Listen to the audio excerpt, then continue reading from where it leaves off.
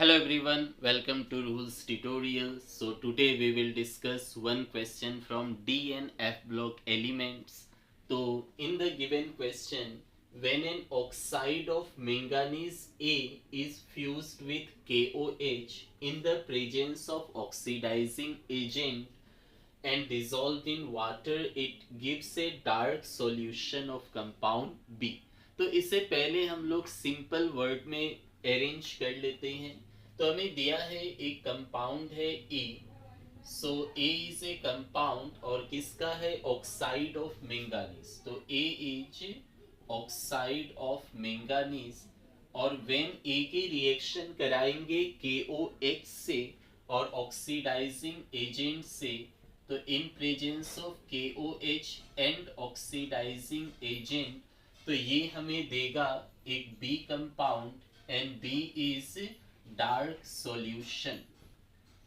So next again B is disproportionate in acidic solution. तो अगर B का reaction आप कराते हैं एसिडिक सॉल्यूशन से, तो ये क्या होगा? डिसप्रोपोर्शनेट हो जाएगा और डिसप्रोपोर्शनेट होकर के ये पर्पल कलर्ड की एक कंपाउंड सी देगा. तो यहाँ पे एक सी बनेगा जो कि पर्पल कलर का होता है. Again an alkaline solution of compound C. तो सी का अगर आप एल्कालाइन सॉल्यूशन लेंगे तो एल्कालाइन सॉल्यूशन लेने से क्या होगा? Oxidises potassium iodide. तो Ki पोटेशियम आयोडाइड को ऑक्सीडाइज करेगा टू ए कंपाउंड डी. तो डी में ऑक्सीडाइज करेगा and compound A is also form. तो डी के साथ ए भी बनेगा और हमें आइडेंटिफाई करनी है ए टू डी क्या है और जितने भी रिएक्शन है ये हम लोग को लिखना है. तो फर्स्ट ऑफ ऑल हम लोग स्टार्ट करें. तो A is an oxide of manganese और B is dark, C is purple. तो C पर्पल कलर का है और ये हमें यहीं से हिंट्स मिल गया कि पर्पल कलर का कौन होता है? पर्पल कलर का KMnO4 होता है. Means this reaction is a method for the preparation of potassium पर मैंगानीट, दैट इज KMnO4. और ये किससे बना है? बी से, और बी डार्क है तो डार्क ग्रीन कलर का कौन होता है? Potassium manganate, that is K2MnO4. तो बी हो जाएगा K2MnO4, सी हो जाएगा KMnO4. अब ये कैसे बनता है? तो इसमें हम लोग मैंगानीज का ऑक्साइड लेते हैं और हमें दिया भी है ए क्या है? Oxide of manganese. तो मैंगानीज की कौन सी ऑक्साइड लेते हैं? MnO2. इसका नाम है मैंगानीज 4 ऑक्साइड हो जाएगा, चार्ज 4 आएगी.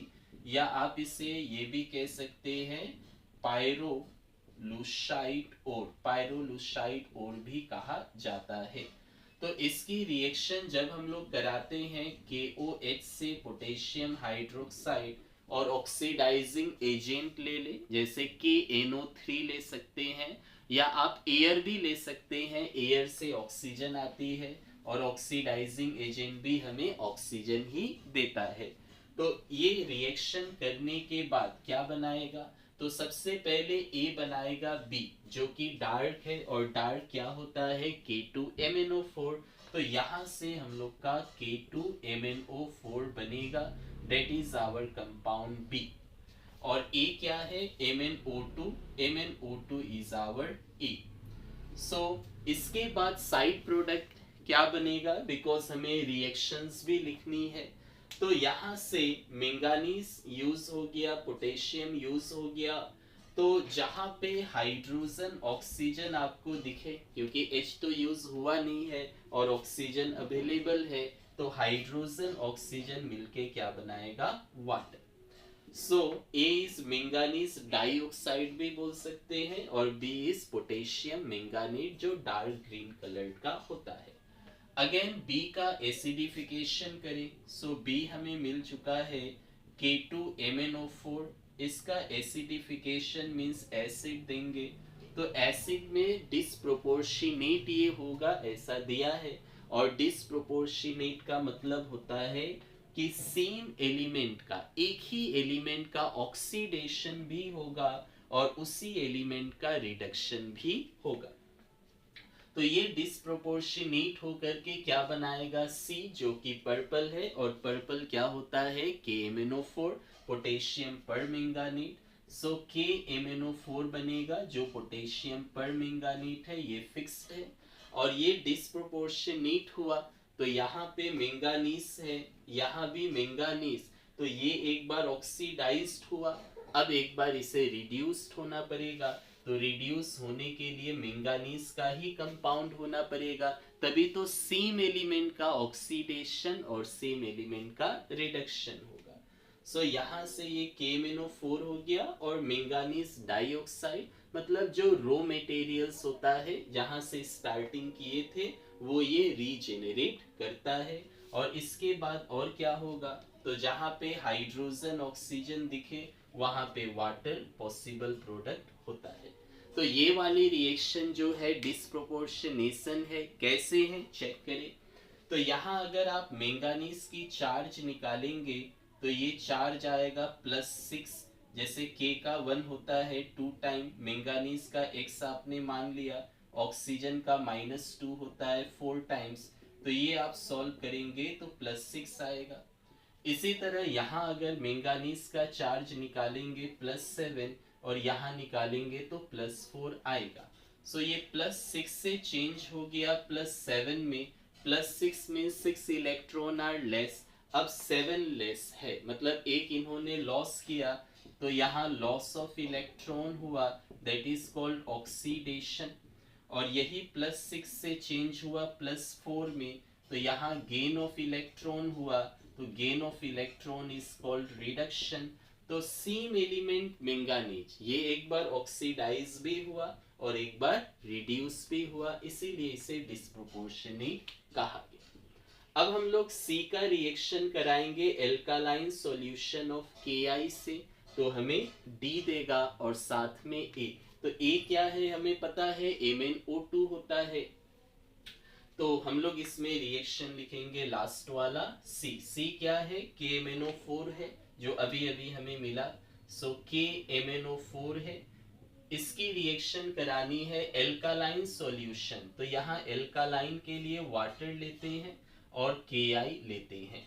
तो इसमें दो टाइप की रिएक्शंस होती है, एक MnO4- ये आयोनिक फॉर्म में है, तो KMnO4 लिखिए या MnO4- लिखिए, दोनों सेम है, ये मॉलिक्यूलर फॉर्म, ये आयोनिक फॉर्म, तो दोनों सेम होती है। तो ये KMnO4 मॉलिक्यूलर है, तो अगर हम K प्लस नहीं लिखे तो O पे माइनस आ जाएगा, बोथ आर सेम। तो अगर आप परमैंगानेट में एसिड देते हैं तो ये KI को आयोडीन में ऑक्सीडाइज करेगा, ये अच्छा ऑक्सीडाइजिंग एजेंट होता है। तो ये क्या करेगा, KI को आयोडीन में बदलेगा एसिडिक मीडियम में, और अगर न्यूट्रल या एल्कालाइन मीडियम दिया है तो सेम KI चेंज हो जाएगा पोटेशियम आयोडेट में KiO3। तो हमें मीडियम देखनी है, तो हमें क्वेश्चन में दिया है एल्कालाइन मीडियम, तो एल्कालाइन मीडियम में कौन सी आएगी, प्लस वाटर, तो प्लस वाटर आ गई और KI, तो एल्कालाइन मीडियम में KI किस में बदलेगा, KiO3। अगर यही क्वेश्चन में एसिडिक मीडियम दिया होता तो KI जो है वो आयोडीन में बदल जाता। तो एल्कालाइन मीडियम है, सो KI चेंजेस टू KiO3 होगा। और साथ में क्वेश्चन में कहा है raw material that is starting material A will be regenerate, so this is our D, A regenerate हो गया मतलब MnO2 होगा। और साथ में क्या होगा, अगर ऑलरेडी वाटर है तो हम लोग इधर क्या बनाएंगे, सिंस एल्कालाइन मीडियम है, एल्कालाइन मीन्स बेसिक, और बेसिक तभी होगी जब सॉल्यूशन में OH- होगा। तो ये हम लोग का फाइनल आंसर हो गया।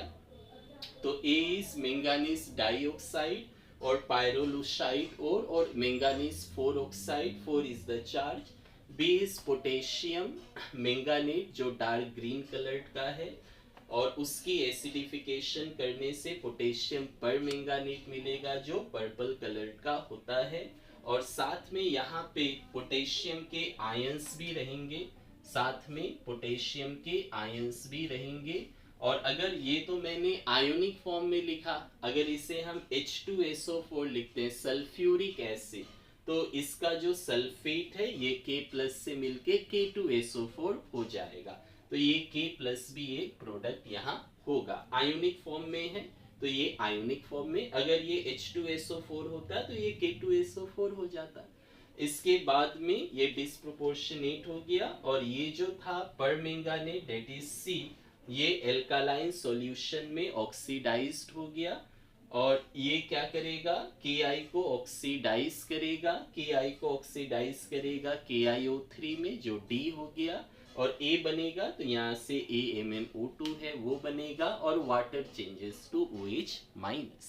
Thank you.